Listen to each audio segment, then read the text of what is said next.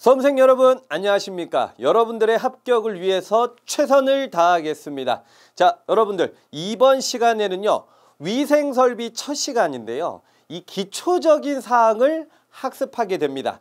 자, 그러면 제일 먼저 위생설비가 어떻게 구성이 되어 있는지를 간단히 한번 되돌아보고 마저 설명을 드리도록 하겠습니다. 자, 여러분들 위생설비는요 어떤 부분으로 구성이 됐느냐 해서 제일 먼저 물을 공급하는 급수설비라는 게 있고요.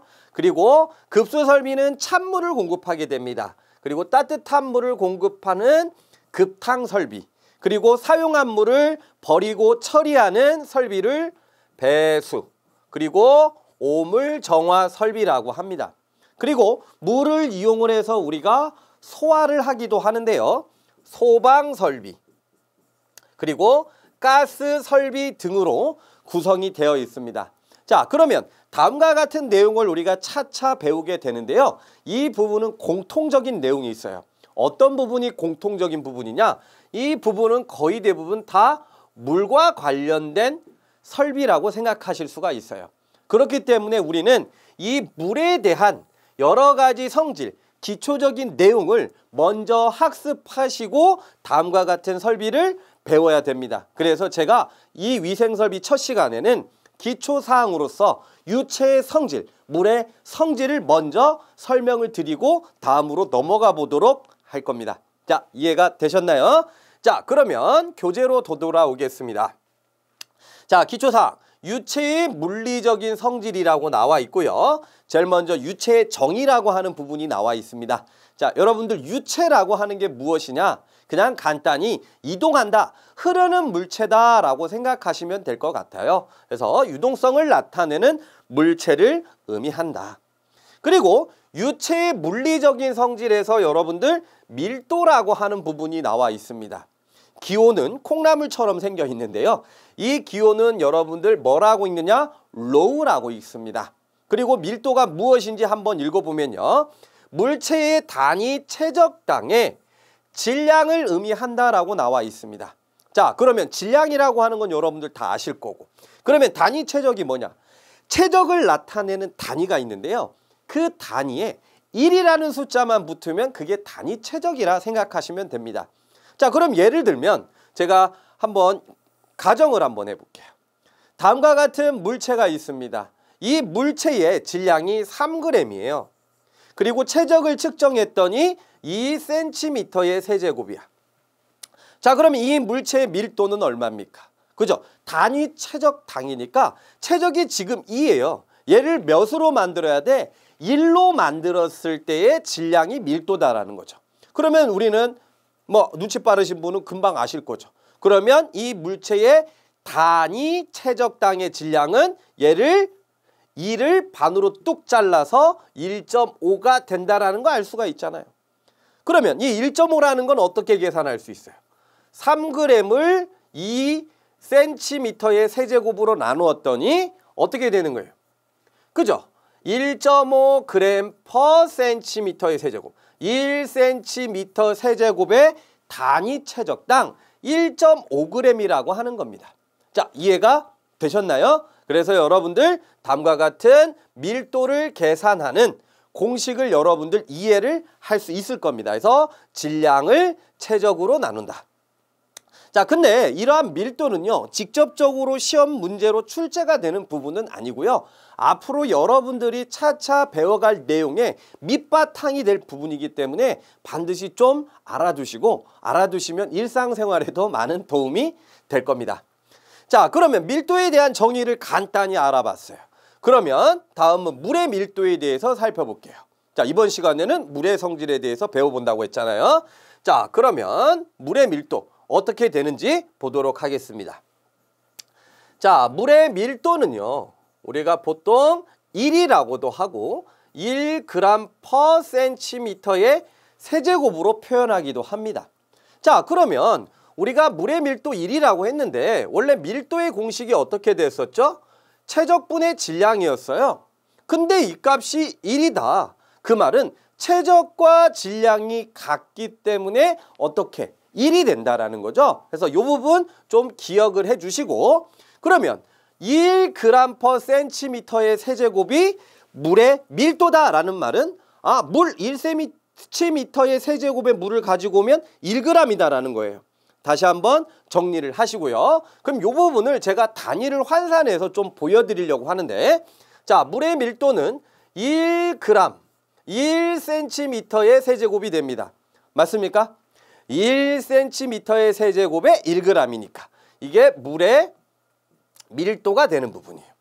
그리고 단위를 환산해 보고 싶어요. g을 제가 kg으로 바꾸고 싶어. 그럼 1g은 kg으로 바꾸면 어떻게 돼요? 0.001kg이 되죠. 다시 말하면 10의 마이너스 3승 kg이 된다. 그리고 센티미터의 세제곱의 단위 역시 제가 바꾸고 싶은데요. 이 센티미터의 세제곱의 단위랑 같은 단위가 있어요. 그게 밀리리터고요. 그리고 밀리리터랑 같은 단위가 cc라는 단위가 있습니다. 그러면 저는 1ml라고 하는 부분을 가지고 리터로 환산해 보고 싶어. 그러면 1리터는 1000ml가 되죠. 그러면 역시 10의 마이너스 3승 리터가 다음과 같아진다라는 부분이에요. 그러면 다음과 같이 단위 환산을 했더니 어떻게 돼? 약분이 되는 거죠. 그 결과 1리터당 1kg이 된다. 누가요? 그죠? 물이요. 그 다음 최종적으로 하나만 더 해보겠습니다. 킬로그램을 여러분들이 알고 있는 단위 톤으로 표현을 해보고 싶어. 그러면 1kg은 톤으로 환산하면 0.001 역시 10의 마이너스 3승 뭐가 되는 거예요? 톤이 되는 거예요. 됐습니까? 그리고 요 부분은 여러분들이 좀 알아둬야 되는데 리터라고 하는 단위를 미터의 세제곱으로 바꾸고 싶어. 1000리터가 1미터의 세제곱이 됩니다.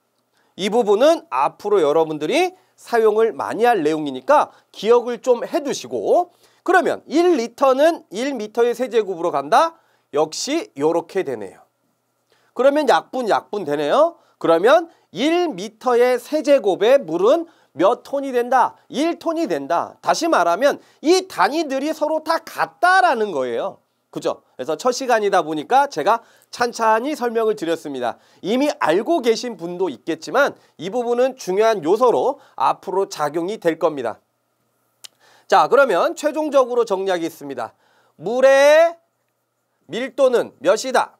그죠? 1g/cm의 세제곱이다.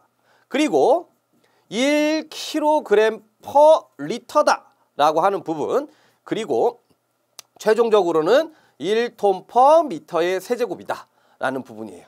근데 최근 우리가 사용하고 있는 단위, 국제표준 단위 SI 단위에서는요, 질량의 단위를 보통 뭘로 표현하려고 하냐면 킬로그램으로 표현하고요. 그리고 최적은 미터의 세제곱으로 보통 많이 표현합니다. 그러므로 우리는 앞으로 물의 밀도는 다음과 같이도 표현할 수 있겠지만 어떻게 1000kg/m의 세제곱으로 보통 표현한다라는 거 알아두시고요. 그리고 한 가지만 더 추가할게요. 물의 단위 중량이라고 하는 부분이 있습니다. 자, 이 단위 중량과 밀도는 비슷한 건데요. 밀도는 단위 최적당의 질량을 말하고 얘는 단위 최적당의 중량을 말합니다. 그럼 질량과 중량의 차이가 뭡니까?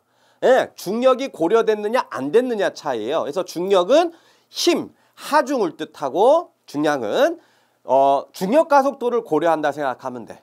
그러면 물의 단위 중량은 어떻게 되느냐? 질량에 대한 부분을 하중으로, 힘으로, 그 다음 중량으로 표현하면 되는데 그 부분은 다음과 같이 여기다가 폴스의 약자 이렇게 정리를 할 수가 있어요.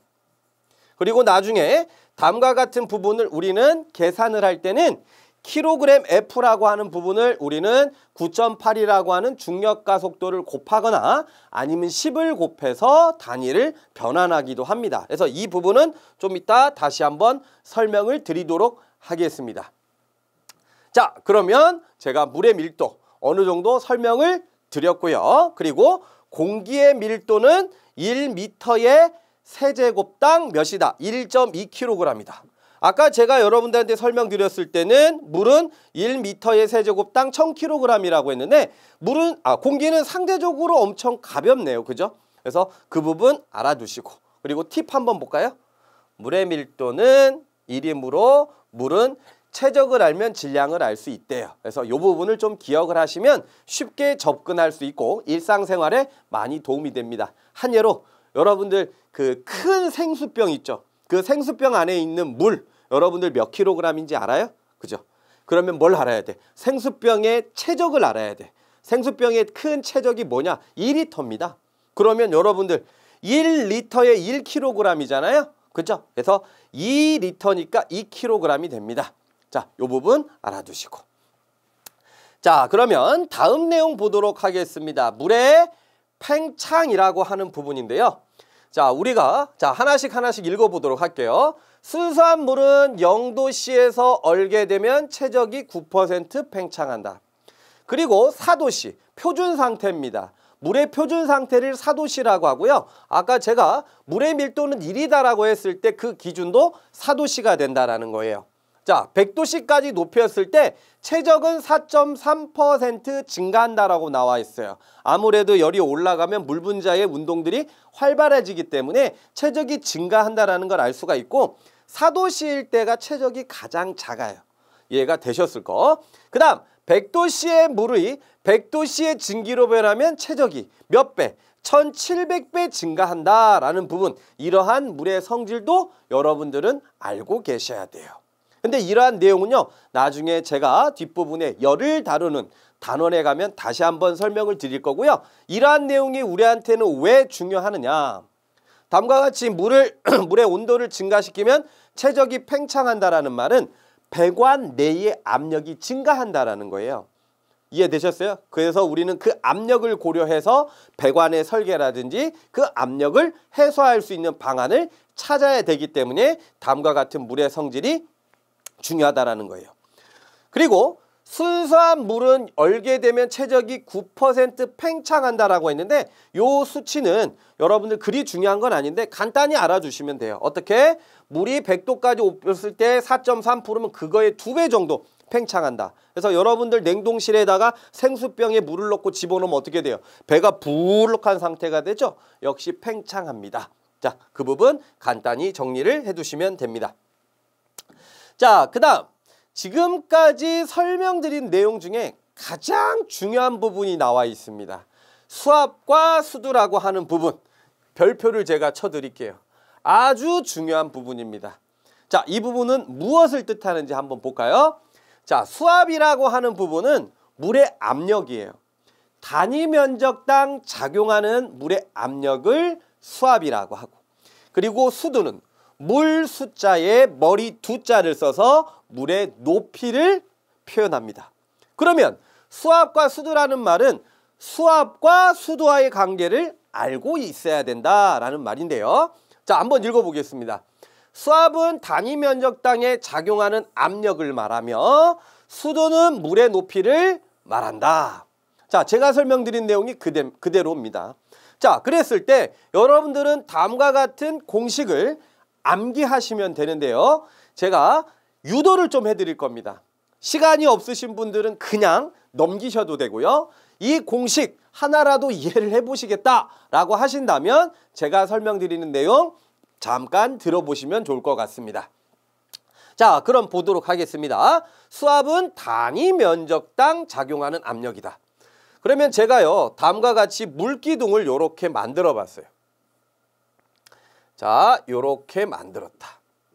그리고 이 부분에 요 부분에 작용하는 압력을 계산을 해 볼 텐데요. 이 바닥의 면적을 1m의 제곱이라고 한번 해볼 거예요. 그리고 물의 높이, 아까 뭐라고요? 수두가 H라고 했을 때 다음과 같은 바닥면에 작용하는 수압이 어떻게 되는가? 라는 부분입니다. 자, 그러면 쉽게 접근을 한번 해보자고. 자, 제가 아까 설명드렸던 내용 중에 이러한 내용들이 있었습니다. 어떤 내용? 물 1m의 세제곱은 단위 중량이 몇이다? 그죠? 1000kgF다라고 했었습니다. 그러면 다음과 같이 1m의 제곱에 높이가 몇 미터면 1m면 다음과 같이 이 부분은 1000kg F가 된다라는 걸 알 수가 있겠죠. 그럼 거기에다가 실제 높이 H를 곱한다면 다음과 같은 물의 높이에 의한 이 바닥 면적에 작용하는 수압이 될 거예요. 그럼 여기다가 뭐를 곱하면 돼? 그죠? 수두를 곱하면 돼. 그죠? 그래서 압력은 P라고 이렇게 표현을 하고 1000kg F 곱하기 수두로서 표현을 하는데 아까 제가 뭐라고 했어요? kg F는 1m의 세제곱당이라 그랬으니까 여기다가 수두를 곱합니다. 자, 그러면 정리를 한번 해볼까요? 어떻게 돼요? 1000 곱하기 어떻게 되는 거예요? H가 되는 거죠. 그러면 1000H 단위는 kg F에 미터가 약분이 하나씩 될 겁니다. 요렇게 되겠네요. 그러면 다시금 정리해 보겠습니다. 요 F를 없애고 싶어요. 그러면 다음과 같은 질량의 단위에다가 중력가속도를 곱하면 되는데 그 중력가속도는 뭐 9.8 또는 10이 된다라는 거예요. 그래서 10을 곱했다라고 치면 어떻게 됩니까? 동그라미 4개가 되고요. 그리고 H가 되고 킬로그램에다가 중력가속도를 곱하면 단위가 뉴턴이 돼요. 이렇게 됩니다. 이해되셨죠? 그리고 이 뉴턴 퍼 미터의 제곱이라고 하는 단위는 뭐가 됩니까? 파스칼이라고 하는 단위를 써요. 파스칼. 나중에 여러분들 뭐 건축 구조에 철근 콘크리트 부분에 진도가 나간다면 이러한 단위를 많이 쓰게 될 겁니다. 그리고 파스칼은 킬로파스칼, 메가파스칼이 있어요. 여러분들 우리 데이터의 용량도 바이트, 킬로바이트, 메가바이트라고 있잖아요. 그런 것처럼 각각의 단위의 차이는 1000이 된다라는 거예요. 자, 그러면 다음과 같은 부분에서 파스칼을 킬로파스칼로 만들고 싶어. 그럼 어떻게 됩니까? 동그라미 3개를 지우면 돼. 10H 킬로 파스칼이 되는 거고요. 그리고 최종적으로 메가파스칼로 만든다면 다시 1000을 나누면 돼. 그럼 어떻게 됩니까? 0.01H의 메가파스칼이 된다. 단위가. 기호가. 이해가 되셨죠? 그래서 제가 방금 유도해드린 부분이 이 부분이 되는데요. 여러분들은 반드시 기억을 하셔야 돼. 수압은 다음과 같이 수두에 의해서 결정이 될 수 있고 그죠? 그 관계는 0.01H다라는 부분인데 이 수압의 단위가 보통 메가파스칼로 많이 표현을 하고요. 수두의 단위는 물의 높이로서 미터로 표현을 하는데 가끔 이런 표현도 있습니다. 미터 퍼 AQ, 아쿠아의 약자입니다. 이해되셨죠? 그러면 가장 쉽게 접근하는 방법은 수압은 메가파스칼이고 수두를 미터로 표현을 했을 때 몇을 나누면, 그죠? 100을 나누면 수압이 된다. 이 부분을 100을 나누면 0.01이 되는 거잖아요. 그래서 수두를 100을 나눴을 때 수압이 된다라는 거예요. 그럼 반대로 수압을 수두로 환산하려면 100을 곱하면 된다. 그래서 요 관계를 기억하시면 돼. 이 부분 몰라도 됩니다. 그죠? 요것만 기억을 하시자. 그죠? 수두를 100으로 나누면 수압이 되는 거고 그 다음 수압에다가 곱하기 100 하면 뭐가 된다? 그죠? 수두가 된다라는 거예요. 그리고 요 부분은 메가파스칼이 아닌 킬로파스칼의 관계인데 일단 메가파스칼을 기준으로 킬로파스칼과의 단위의 차이는 몇 차이다? 1000차이다라는 부분입니다. 그래서 차차 이 부분은 문제를 통해서 해결할 수 있고요. 그러면 이러한 수압과 수도와의 관계는 왜 배우는데요? 라고 할 수가 있어요. 왜 배우느냐? 우리가 보통 급수 설비에서 옥상 탱크를 이렇게 설치를 해서 물을 이렇게 채워놨어요. 자, 그랬을 때 최상층에 샤워기를 이렇게 설치를 하고요. 이 옥상 탱크에 있는 물을 가지고 샤워기에다가 이렇게 공급을 합니다. 그러면 샤워기에 물이 나오겠죠. 그러면 아무런 문제가 없을 것 같죠. 그게 아닙니다. 샤워기는요, 최소한의 필요로 하는 압력이 있어요. 어떠한 압력? 최소 필요 압력. 그 압력이 0.07 메가파스칼이래. 이해됐습니까?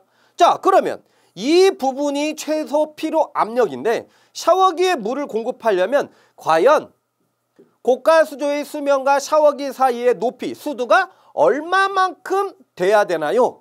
이런 문제가 출제가 될 수 있다고요. 그럼 어떻게 하는 거예요? P는 0.01H잖아요. 샤워기의 최소 필요 압력이 0.07이니까 못해도 얘는 7m 이상 차이가 나야 샤워기의 최저 필요 압력을 충족시킬 수 있다는 겁니다. 이해가 되셨습니까? 앞으로 많이 사용하는 부분이니까 기억을 좀 해두셔야 됩니다. 자, 중요하다라고 했습니다. 자, 다음 내용 보도록 하겠습니다. 자, 다음은 유체의 법칙입니다. 유체 법칙. 자, 두 가지가 나와 있는데요. 두 가지 다 출제가 최근에 됐었습니다. 반드시 기억을 하셔야 되는데요. 자, 제일 먼저 연속 법칙이라고 나와 있습니다. 그래서 이 연속 법칙은 질량 보존 법칙을 기준으로 해서 정의한 부분인데요. 관 속에서 정상 흐름을 가진 유체가 일정한 시간 동안 흐르는 유량은 일정하다. 이게 뭔 말이냐? 다음과 같은 배관을 물이 흐르는데 이때 흐르는 유량은 이때 흐르는 유량과 같대요. 당연한 거 아닙니까? 먹으면 먹은 것만큼 싸잖아요. 그죠? 그렇듯 들어가면 들어간 것만큼 나온다 생각하면 돼요. 그게 연속 법칙이에요. 근데 그 부분을 우리가 유량 계산식을 통해서 접근해야 문제를 풀 수가 있습니다. 그러면 제일 먼저 여러분들은 무엇을 알고 있어야 되느냐? 그죠? 유량 구하는 공식을 알고 있어야 돼요. 자, 오늘 제가 설명을 드렸어요. 공식들이 많이 나온다. 근데 절대 여러분들 스트레스 받지 마세요. 충분히 해결할 수 있습니다. 자, 유량 공식을 제가 설명을 드리겠습니다. 유량은요, 물의 양이다 라고 생각하면 틀립니다. 뭐라고 표현을 해야 되느냐? 흐르는 물의 양이다 라고 표현을 해야 돼요.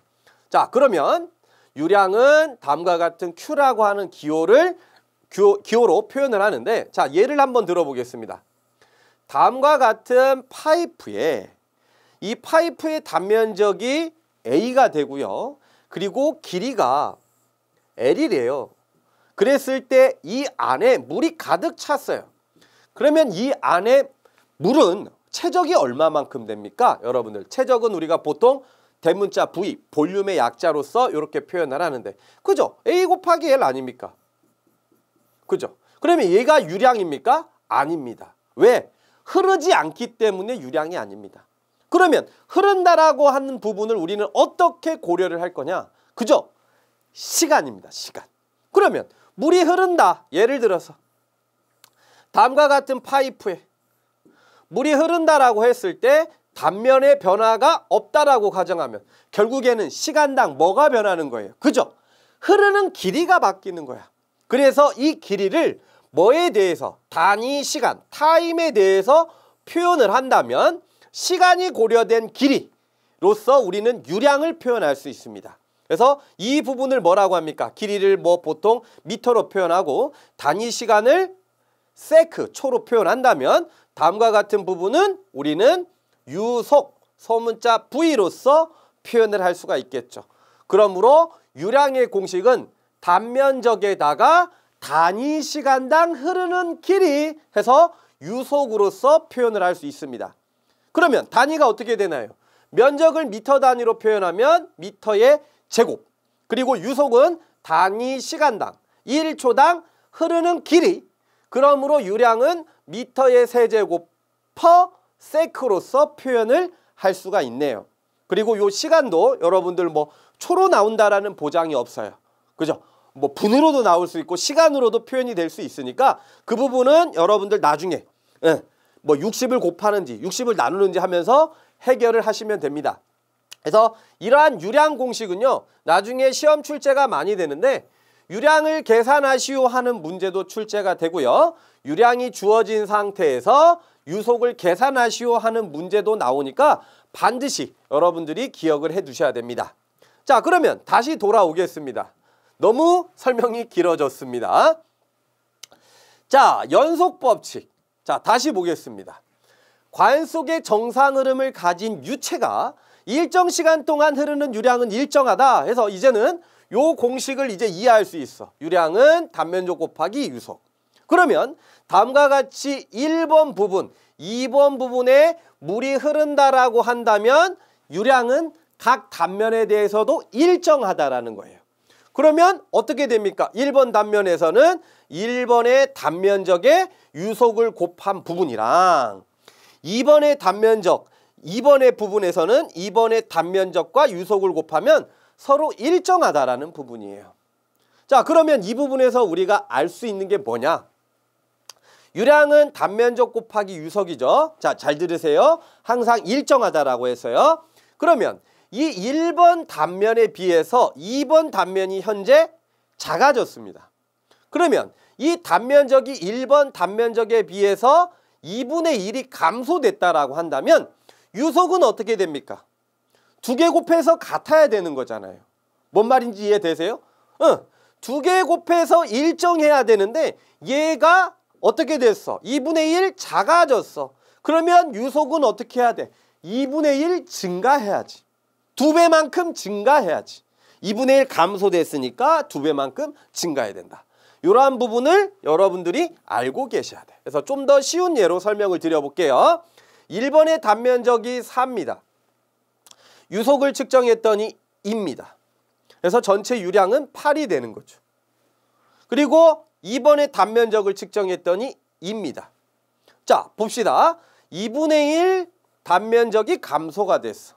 그러면 유속은 어떻게 됩니까? 두 개 곱해서 같아야 되니까 이 부분의 유속은 4가 돼야 되는 거예요. 그래서 자, 여러분들 여기에 유속은 단면적에 반비례한다라고 나와 있어요.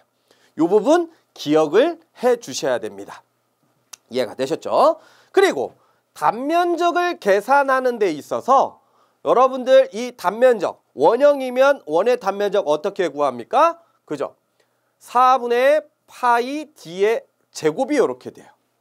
그래서 1번 단면의 직경을 D1이라고 하고 2번 단면은 면적이 다음과 같이 이렇게 될 거예요. 자, 그러면 앞서 설명했어요. 단면적의 유속은 어떻게 된다? 반비례한다. 단면적이 커지면 유속은 작아진다. 그러면 봅시다.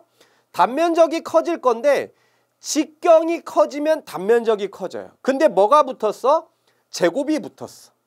자, 그러면 이때의 이 지름을 1이라고 하고 이때의 지름을 2라고 합시다. 그럼 어떻게 돼요? 면적은 제곱하니까 몇 배 커집니까? 4배 커져요. 직경이 2배가 커지면 면적은 4배가 커집니다. 면적이 4배가 커지면 유속은 4분의 1 줄어듭니다. 기억하세요. 자, 관련된 문제에서 다시 한번 정리합니다.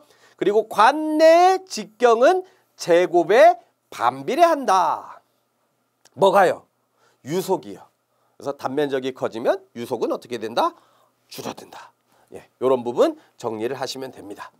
관련된 문제를 통해서 정리할 거고요. 자, 마지막 베르노이 법칙이 나와 있네요.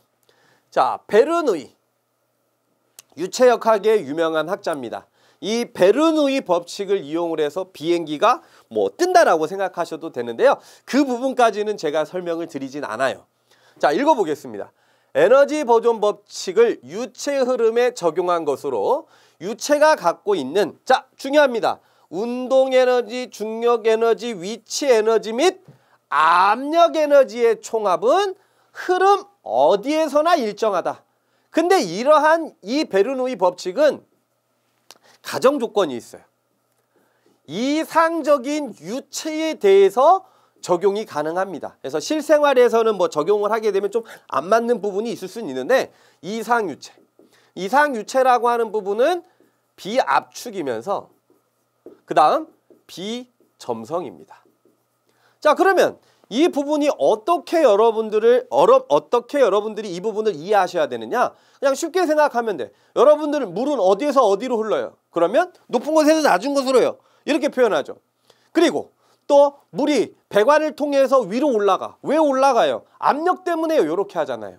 그죠? 자, 그러면 유체의 흐름은 뭐 때문에 흐르느냐? 바로 에너지 때문에 흐릅니다. 자, 에너지가 크면 흐름이 일어나요. 그래서 우리는 이 에너지가 어떤 에너지로 구성이 됐느냐? 그게 바로 위치 에너지와 압력 에너지와 속도 에너지로 구성이 됐는데, 이 다음과 같은 에너지 합은 물이 흐르는 동안 항상 일정하다라고 하는 게 베르누이 법칙입니다. 이해되셨어요? 그리고 이러한 에너지는 물의 높이로 환산할 수 있는데, 그 에너지, 우리 여기서는 우리가 전체 에너지라고 해볼까요? 각각을 다 더했으니까 전체의 수두로서 표현할 수 있습니다. 자, 뭐라고요? 에너지를 물의 높이로 표현할 수 있다. 그 물의 높이를 우리는 수두라고 했죠. 그래서 위치 에너지에 해당하는 물의 높이를 위치 수두, 그리고 압력 에너지에 해당하는 물의 높이를 압력 수두, 그리고 속도 에너지에 대한 부분을 물의 높이로 환산하면 속도 수두가 됩니다. 이해가 되셨나요?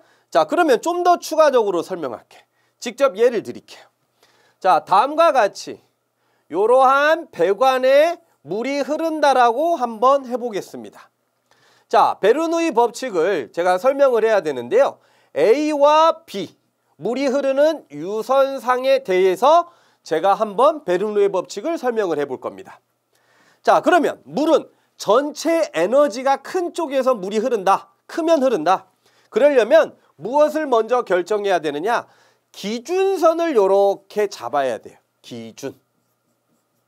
자, 그러면 이 부분에서 우리는 위치 에너지, 위치 수두를 찾을 수가 있습니다.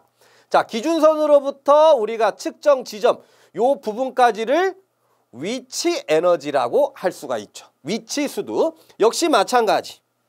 그죠? 위치 수두. 자, 여기까지만 봤을 때 물은 B에서 A로 흘러야 돼. 맞죠? 위치가 더 B가 높으니까. 그리고 위치 수두를 고려했죠. 그 다음 압력 수두를 고려해야 되는데, 압력 수두는 다음과 같은 물이 흐르는 부분에 이렇게 생긴 계구부, 배관을 이렇게 한다면 그 압력에 맞게끔 물이 이만큼씩 올라오게 됩니다. 이 물의 높이를 우리는 뭐라고 한다? 압력 수두라고 하는 거예요. 그리고 속도에 의한 부분도 우리가 계산을 해서 직접 물의 높이로 표현을 할 수가 있는데, 그렇게 물의 높이로 표현을 하다 보니까 이 부분이 항상 일정하다라는 거예요. 이 부분은 날려야 되겠죠. 그래서 물이 흐르는 동안 위치 에너지, 압력 에너지, 속도 에너지는 어디서나 일정하다 합은 그게 베르누이 법칙입니다. 그래서 정의 알아두시고요. 그리고 또 하나, 출제가 어떻게 된 적이 있었냐? 자, 베르누이 정리를 이용을 하면 위치, 압력, 속도 에너지는 같다. 근데 위치 에너지가 일정해. 그러면 속도가 커지면 압력은 어떻게 돼야 돼요? 세 가지 합은 다 같아. 얘가 일정해. 속도가 커져. 그러면 압력은 작아져야 되겠죠. 그래서 이 부분 여러분들 잘 기억하셔야 돼. 속도가 커지면 압력은 어떻게 된다? 작아져야 항상 일정하다라는 부분입니다. 자, 여기까지 여러분들 어느 정도는 다 이해하셨으리라고 생각하고요. 자, 이제까지 배운 내용 어떻게 정리할 수 있느냐? 핵심 문제 보면서 정리해 보도록 하겠습니다. 자, 1번. 그림에서 A점에 작용하는 수압은 얼마인가? A점. 자, 요 A점. 뭐가 나왔습니까? 물의 높이가 나왔어요. 물의 높이가 나왔으니까 우리는 이 부분을 뭘로 표현할 수 있다? 수압을 표현할 수 있다. 수압의 단위는 보통 뭘로 표현한다? 메가파스칼로 표현한다 라고 했죠. 근데 이 수두를 메가파스칼로 표현하기 위해선 몇을 나눠라? 100을 나눠라. 그러면 어떻게 됩니까? 100 나눴더니 0.07 메가파스칼이 돼요. 정답이 있느냐 봤더니 없어. 왜? 단위가 다르거든요. 그죠? 그래서 여러분들은 어느 정도 숙달이 되면 바로 킬로파스칼로 환산하는 부분을 가지고 바로 풀이하셔도 되는데, 그러려면 머릿속으로 헷갈리니까 일단 메가파스칼을 기준으로 표현하면 돼요. 이해됐죠? 그러면 여기에다가 킬로파스칼로 환산하려면 어떻게? 1000을 곱하면 돼. 자, 1000을 곱하면 어떻게 됩니까? 그죠? 70킬로파스칼이 된다라는 거예요. 그래서 정답은 몇 번? 3번. 그래서 1번 문제는 수압과 수도와의 관계를 나타내는 문제다. 반드시 맞춰야 되는 문제죠. 자, 2번 문제 보도록 하겠습니다. 무엇을 구하라? 유량을 구하라. 자, 건축 설비에서는요, 이렇듯 계산 문제가 많이 나오는데요. 이 계산 문제를 풀 때 여러분들이 실수를 하지 않으려면 무엇을 참고해야 되느냐? 최종 답의 단위들을 꼭 확인하셔야 돼요. 유량의 단위가 나와 있습니다. 뭐라고요? 미터의 세제곱 퍼 미닛, 분당의 유량입니다. 자, 그러면 유량을 계산해 보도록 하겠습니다. 자, 유량 공식 어떻게 됩니까? Q는 단면적 곱하기 뭐라고? 그죠? 유속이라고. 자, 그럼 보겠습니다. 직경이 200ml, 그리고 유속은 1.5m/s라고 했죠. 그러면 최적의 단위가 미터가 들어가기 때문에 직경의 단위도 미터로 환산해야 돼요. 그리고 원형의 단면적은 4분의 파이 d의 제곱이 되니까 4분의 파이 0.2의 제곱이 돼야 된다라는 겁니다. 맞죠? 그리고 유속은 1.5m/s를 집어넣는 거예요.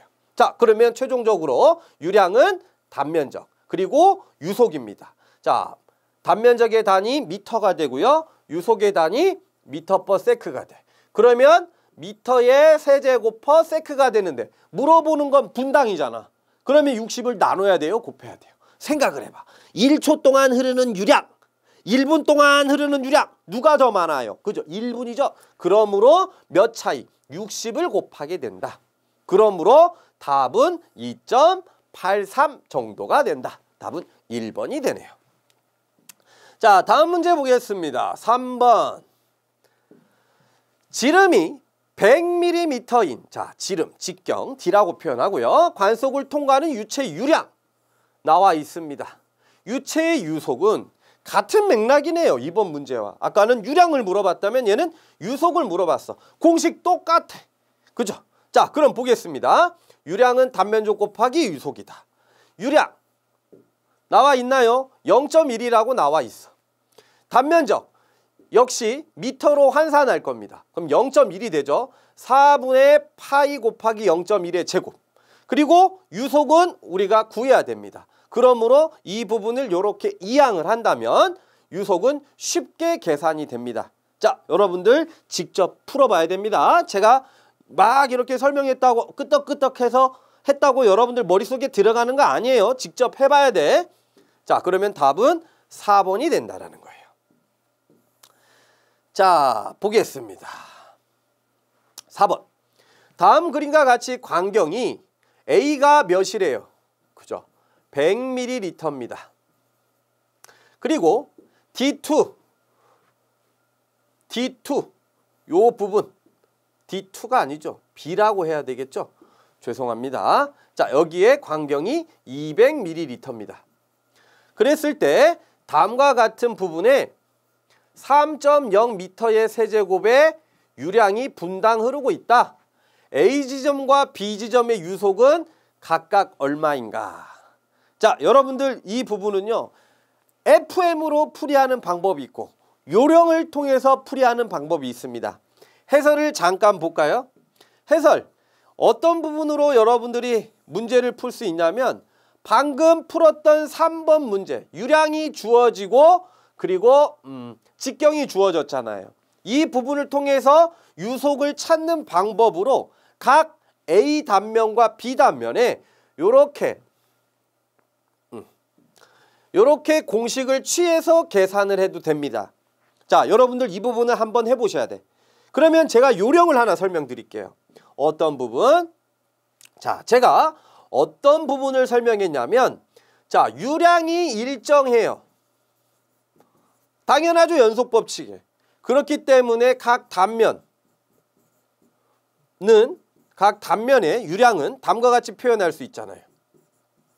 그래서 자, 단면적이 2배만큼 증가하면 얘는 2분의 1 감소한다 그랬어. 즉 다시 말하면 유속은 단면적에 반비례한다 그랬어요. 맞습니까? 그러면 단면적이 어디가 커요? 어디가 커?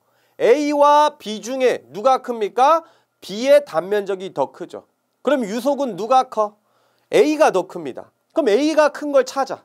그럼 1번 아니고 2번 아니야. 그럼 요 부분이에요. 그죠? 그리고 단면적에 반비례한다 그랬어. 그런데 여기에서는 직경이 나왔죠. 직경. 그럼 요 부분은 어떻게? 4분의 파이 D의 제곱. 여기도 4분의 파이 D의 제곱. 직경이 2배만큼 커지면 제곱이 되니까 면적은 4배만큼 커져. 이해됐어요? 자, 보세요. 직경이 2배만큼 커지면 면적은 4배만큼 커져. 면적이 4배만큼 커지면 유속은 4분의 1. 그러면 4분의 1 차이 나는 거 눈으로 대충 봐도 답은 몇 번? 4번이 되는 거죠.